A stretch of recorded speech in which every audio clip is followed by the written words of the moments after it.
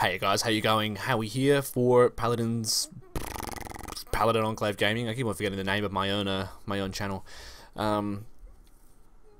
This is a video that I'm putting in the Paladin's Crusade playlist. However, it's not. I guess it's not really a Paladin's Crusade video. It's not about video games, but it is about gaming, and it's something I really want to discuss with y'all. Yeah, there will be a proper video game centric Paladin's Crusade video later in the week, probably even tomorrow, so never fear. This is the Games Workshop website. Games Workshop is a company that is very prominent in one of my favourite hobbies, which is wargaming. You can see, you know, you buy your plastic figures or resin figures now, and you assemble them. They're all in pieces, and then you paint them up, and then you play games with them with dice and measuring sticks and terrain and all that sort of stuff. You can buy all the scenery and shit up here for stupid prices. 69, that's actually not too bad, but it's probably like that big in real life. But anyway, I digress. We're not talking about this today. We are talking about some of these other figures. When I first got into this hobby, I was about 16. No, I wasn't. I was like 12, 13, sorry. And you know, the Lord of the Rings had just come out, or you know, the Lord of the Rings was being released. It was somewhere in the release period of the 3 films, and I was extremely excited about this war game. And because they made a Lord of the Rings version, and subsequently the Hobbit up there, which I'll get to in a second. So it got me into the hobby, and I was really excited for it, and I could kind of afford to buy, you know, a few figures every few months and that, just to build up my army really slowly, and it would keep me occupied, like painting figures and assembling them and playing games, small games with them until I got enough stuff, and that was really fun. It was really good. I could afford to buy stuff. But nowadays, I don't think I could, and I'm absolutely certain that kids who this stuff is definitely, like, don't believe it's not marketed towards, can't afford it, definitely, in the way that I could, like pocket money and that. There's just no way you could possibly accrue enough pocket money to be able to afford it, and there's no way that parents are going to want to buy it when they're like, oh, how much is it? Like, oh, that's alright, yeah, Hobbit figures, why not? Like, you like the Hobbit, I'll get you some for birthday or something. And when they see the prices, they'll be like, nah, mate, that's stupid. I'm not going to do that for you, mate. So yeah, there's 3 main games. It's Warhammer, which is your typical fantasy. So you got rat men and lizard men and elves and orcs and men and all that sort of stuff. High elves, ogres, whatever. Then you have Warhammer 40,000, which is your typical, well, very, very cool science fiction sort of thing. So, you know, spaceships and mechs and power armor and all that sort of stuff, jetpacks and all that. All very cool. Still ludicrously overpriced, but we're going to get to this one in a second. The Hobbit. I love the Lord of the Rings and the Hobbit. They're my favorite. Yeah, the Lord of the Rings is my favorite franchise by extension, of course. The Hobbit is also very, very cool, but I don't know what they're thinking when it comes to pricing this stuff. I mean, especially like this one here. Well, straight out of the bag, you got this one here, the Hobbit strategy battle game. Barrels out of bonds. So you got your 13 dwarves and your Bilbo in the barrels, ready to go down the river, escaping the elves. $110 for these 14 figures. Like, that's you know, my parents aren't going to buy it for me when I was that age. I couldn't afford that now for what you get in the box. There's just no way that I would ever consider buying it. Grim Hammerers, now these are plastic, these are resin, these are plastic. For some reason they're crappy resin, they charge more for, and it is crap. It's not the same stuff that Forge World use, if you know what that is.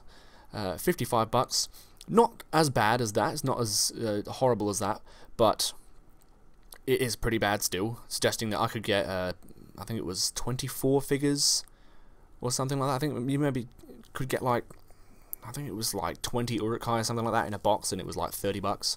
Back in the day, when the Lord of the Rings was really popular, in a strategy battle game sort of way. And so then we have this one here, which really got me mad and got me thinking. This is the Champions of Erebor web bundle. So you get these 13 figures again, the same figures as in the barrels thing. They're all in their, you know, Erebor armor, like, all looking nice and snazzy. They're actually very nice figures.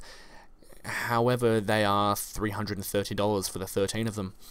The way scaling works in wargames is you have like a set number of millimeters that is how high a human is. So these are 28mm figures, meaning that a human being in model form is going to be about 28mm high.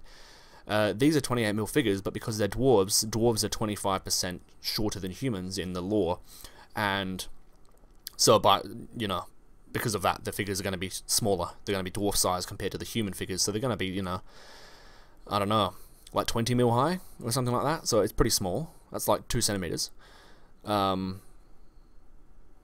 Yeah, for $330 for 13 of them.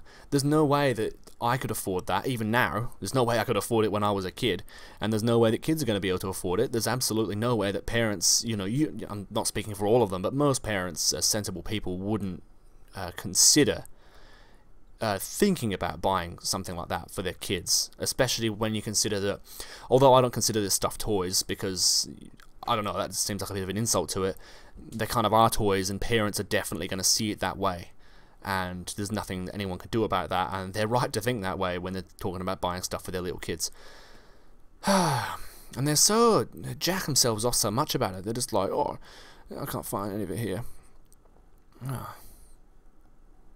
Oh, they've been kind of a little bit humble with this one, but usually they're like, oh, these finely detailed miniatures, we made the best miniatures in the world. And I don't know, when you look at some of the stuff they're talking about, like, let's find a Space Marines, Land Raider Crusade, or whatever, even that's $110. This tank is, like, not much bigger than that picture. It's not that much bigger. And charge $110 for it, but whatever, you look at it, it's detailed, it's nice for what it is, but it's nowhere near as detailed as like World War II model kits that they make. So they absolutely don't make the best miniatures in the world. Maybe for wargaming they're quite detailed, they're quite good. They're not like clipped together figures. You have to put quite a bit of effort in to make them look really good. But for the price and for the masturbatory statements that they make about them, they're not that good, really. I mean, paints and modelling. Let's have a look at this. Let's see if we can't find something stupidly expensive in here. Sons of Sanguinius, whatever. Paintbrush set, $94. $94. It's almost $100 for like 10 paintbrushes or whatever. It's like, really, you can buy a set like that from like Bunnings for like $20. Good paints. Sorry, good brushes and paints. Come on, $144 for that many paints. I think that's a little bit ridiculous. Hobby Essentials. That's probably like $200 for that spanner or whatever it is, clippers. And I can't believe it. One thing that I just went to the same thing. Whoops. Modelling. Glues and green stuff. Let's have a look at this. Surely we'll find some bargains in here. PVA glue, $14, even though you can buy a big tub for $20 from Bunnings. It's like a billion times bigger than that. Super glue. They've got thin and thick super glue for some reason. I don't know, that might be goopy or something, so you can drip it on. But yeah, they're both $12, and I tell you, when you pick these up, they're like probably less than half full. They're pretty bad for it. Plastic glue, thin and thick for some. I don't think that makes any frickin' difference. I'm pretty, I'm pretty knowledgeable about my glues and stuff and whatever. Even like bases and stuff. Let's unclick that one. Like $15 for a few bases. Like, that's actually not too bad, suggesting you get so many of them. There's a bargain. We actually found something that's actually pretty good. Proper GW bases, $15. But I guarantee another company makes them way cheaper. It's same size and everything. Yeah, this company of late has been really grinding my gears. Just because of their prices, because of the way they talk themselves up, and because they're a business out to make money. And so often people say that, they're like, oh, well, you can't blame them, they're a business out to make money. But like, it's like serial killers exist to murder people for their own pleasure, and like, it doesn't mean that we say like, oh, well, they exist to do that, so it's okay. It's like terrorists exist to frighten us into conforming to their way of their beliefs and stuff, and they exist to do that, so we should just let them do it. Why not? I mean, they're just doing their thing.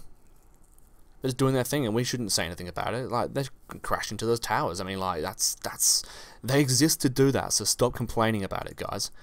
It's just a ludicrous argument to say that companies exist to make money, and that is related to video games somewhat, I think, because they do the same thing. Like, EA will talking about charging people for bullets used in games, and people will say, oh, well, they exist to make money, so we can't be upset about that.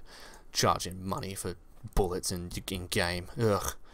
Blood Angel painting guide. The painting guide for one chapter of Space Marines is $48. Even the books, like, A while ago, the lead prices went up, and yeah, they put the price of the books up for some reason. Like, they don't use lead to make books. Maybe in the manufacturing process, but not in actually doing anything really. In actually in the materials used for the books, there's no lead, so stop doing that. Interactive edition. Oh, they're selling iPads for $40. Yeah, that's actually just a file that you buy for $40. Just download it. It's a downloadable stuff. It's like selling downloadable games for the same price as solid copies. It's disgusting. I'm just flicking around the website to be a bit more interesting here. Astra Militarum. This is the Imperial Guard. $600 for. Jesus. I mean, I can't understand it. These tanks are actually pretty big. 165 for that is about the same price as it was when I bought mine. Actually, I have one of those with the miniguns on front. But it's still damn expensive.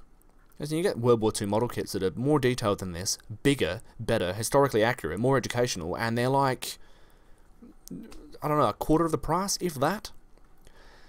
Anyway, guys, I'm getting worked up here. It's already hot. I'm hot and bothered. And I think I've said everything I need to say. Games Workshop, gross. Sort yourself out, mate. Thank you.